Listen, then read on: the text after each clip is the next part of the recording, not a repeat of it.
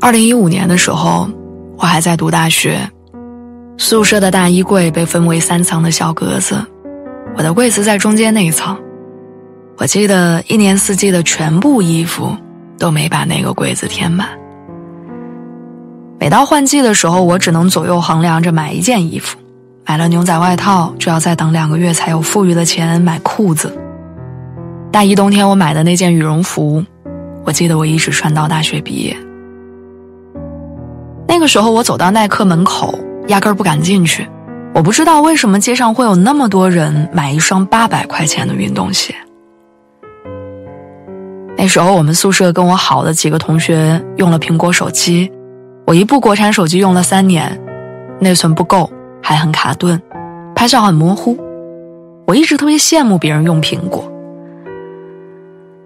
别在宿舍门上的传单有手机分期的活动，我心动，想分期给自己换手机，但算来算去，1个月1000块钱的生活费，如果还完500块的分期，剩下的我怎么都不够生活。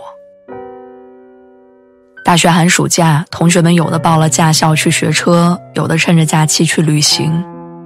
我在我们那里的麦当劳做兼职，1个小时8块5，一天6小时挣50块钱。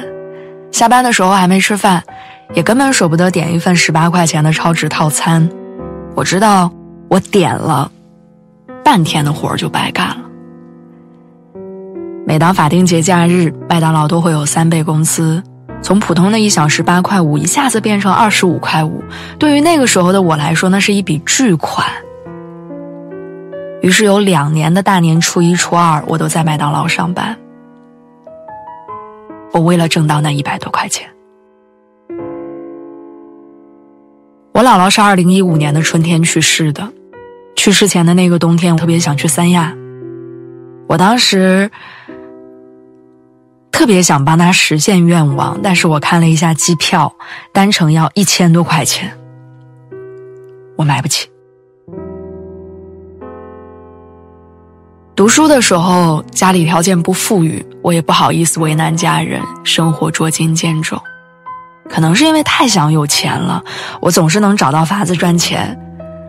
2016年的时候，我开始给公众号投稿，我躺在床上2个小时写一篇文章可以赚300块钱，那是我根本不敢想的事情。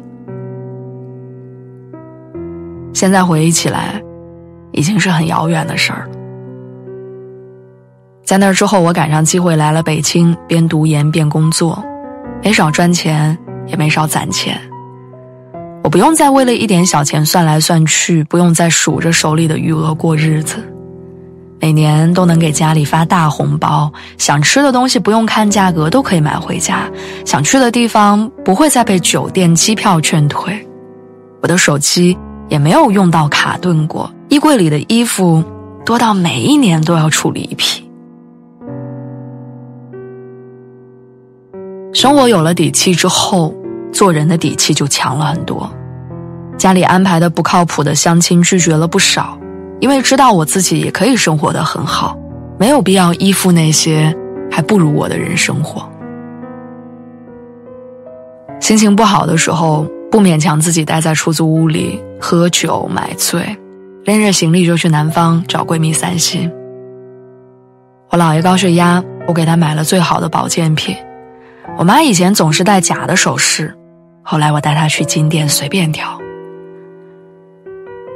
知乎上有一个问题说，和女朋友去吃大排档，被隔壁桌的一群小混混吹口哨，我该怎么办？有人看热闹说去打一架呗，在女朋友跟前儿得有个男人的样子。也有人说别计较，多一事不如少一事。然而高赞回答说，你要努力赚钱，带他去高档餐厅吃饭，那里没有小混混。王尔德曾经说了一句话，他说，在我年轻的时候曾经以为金钱是这个世界上最重要的东西，现在我老了才知道的确如此。前2年有一部特别热的电视剧都挺好，其实就是有钱真好。母亲去世，苏明玉掏40万买墓地，爸爸被骗6万块钱，他自掏腰包补窟窿。家里人卖老宅150万，苏明玉自己偷偷花钱买下来，为了童年回忆。衣服一天换一套，名牌包包按色系搭配，就连谈恋爱都掌握主动权，自信迷人。冬奥会期间，所有人都在关注谷爱凌和苏翊鸣。他们在赛场上为国争光、大放异彩的背后，是无数个日夜刻苦努力的训练跟坚持。你以为只是天赋加上努力就可以当上奥运冠军吗？滑雪绝对不是一项人人都玩得起的项目，小到衣服、装备，大到场地、时间，每一次训练都在花钱。谷爱凌在采访里说，妈妈会开车8个小时带她去滑雪，她会唱歌，会弹钢琴，会打篮球。事实就是孩子的任何一项爱好都是家长拿钱砸出来的，如果没钱，一切免谈。我们邻居家的孩子因为成绩不好，高2开始学艺术，他们家到处打听哪一门类报考的学生少，后来才知道大提琴不多，于是果断报了大提琴。你要知道，买一把大提琴10几万，上一节课800块，一周上4节课，这不是一般的家庭能负担起的费用。但父母用钱为孩子铺了一条相对更轻松容易的道路。有钱不能避免生活中困难和意外的发生，但可以把它的伤害跟影响降到最低。有钱不能代替爱情、事业带给人的成就感，但也不会让人不快乐。作家毛姆曾在书中写道，人追求的当然不全是财富，但至少要有足以维持尊严的生活，使自己能够不受阻挠的工作，能够慷慨，能够爽朗独立。